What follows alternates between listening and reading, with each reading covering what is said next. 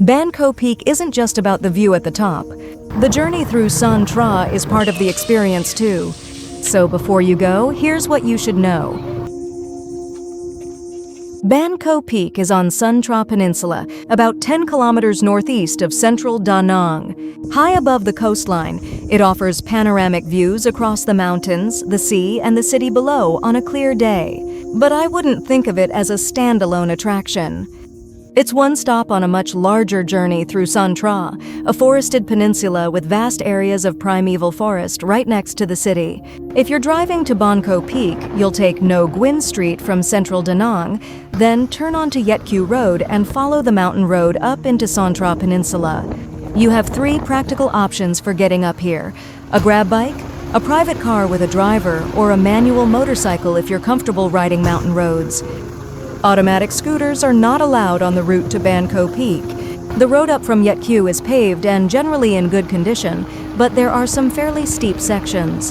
One thing you'll notice almost immediately after turning onto the mountain road is the change in temperature. The air gets cooler as you climb, and the higher you go, the more refreshing it feels. At the checkpoint, you'll need to register before continuing. The current visiting hours are from 7:30 a.m. to 6:30 p.m. from March through September, and from 7:30 a.m. to 5:30 p.m. from October through February. People walking or cycling for exercise may be on the mountain earlier, but tourist access through the controlled routes follows the designated visiting hours.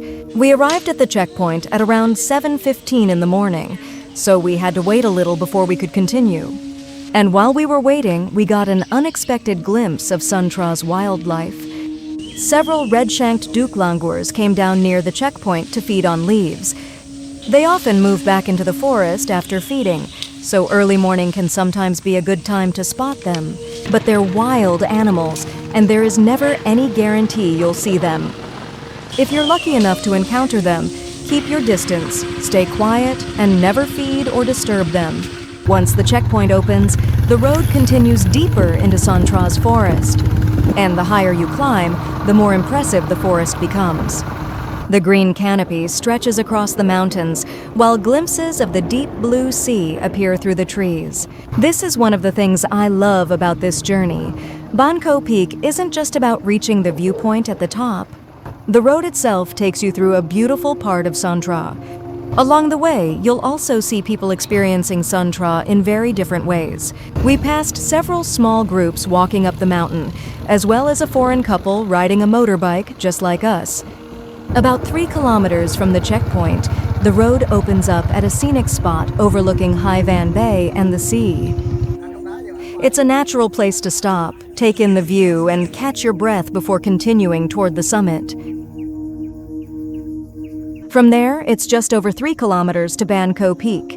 And here's something that caught me out, even on my 3rd visit. The road to the summit actually looks like it's going downhill. Even though the sign clearly points the way, I thought my husband had taken the wrong turn. I kept thinking we should be climbing higher, but I was wrong. So if the road looks like it's taking you downhill, don't turn around. Follow the sign and keep going.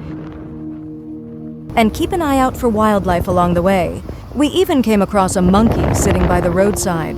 If you're driving, slow down and stay alert. Animals can appear on the road without warning. As you continue, you'll pass one of Son Tra's distinctive radar stations, marked by a large white dome above the forest. The road also has some steep sections, so you'll want to take it slowly. On a few of them, our motorcycles simply didn't have enough power, so I had to get off and walk for a moment. If you're renting a motorcycle for this route, make sure it's a well-maintained manual bike with enough power and reliable brakes for mountain roads. When you finally reach the top, you'll find a small cafe beside the road where visitors can stop for a drink or a light meal after exploring the peak. From there, it's just a short climb up a flight of steps to reach Ban Ko Peak itself. And then, finally, you reach Ban Ko Peak. From the summit, the landscape suddenly opens up in every direction. On a clear day, you can see the mountains, the forest, the sea, the Han River, and Da Nang stretching out below you, all within the same view. And looking down at the city, everything feels surprisingly small compared with the vastness of nature around you. There is something special about standing this high above the city. The sea and sky seem to merge into one endless shade of blue, while the mountains and forest surround you. This is the moment when the journey up the mountain really feels worth it. And at the summit, you'll find the stone chessboard and the statue of douc, the celestial being said to have played chess here. According to local legend, 2 celestial beings once came here to play chess. They played for days without either one gaining the upper hand. Then, one day, several fairies came down from heaven to bathe and play on the beach below. Distracted by their laughter and playful presence, douc made a wrong move and lost the game. His opponent returned to heaven, while douc remained behind, still pondering the chessboard. And that's the legend behind the chessboard and the statue you see here today. But there's something much more practical to know before you make the trip. The weather can completely change what you see at the top. A sunny day in Da Nang does not necessarily mean a clear view at Ban Ko Peak. I experienced this myself on an earlier visit in March.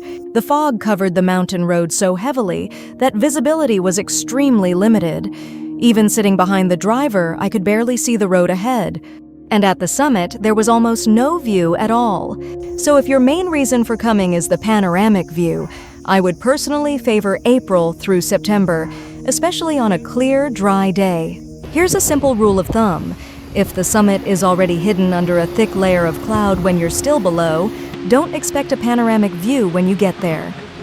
And in poor weather, it's not only the view you need to think about. Fog, rain, and slippery mountain roads can also make the journey less comfortable and less safe. Once you've picked a good day, how much time should you allow for the trip?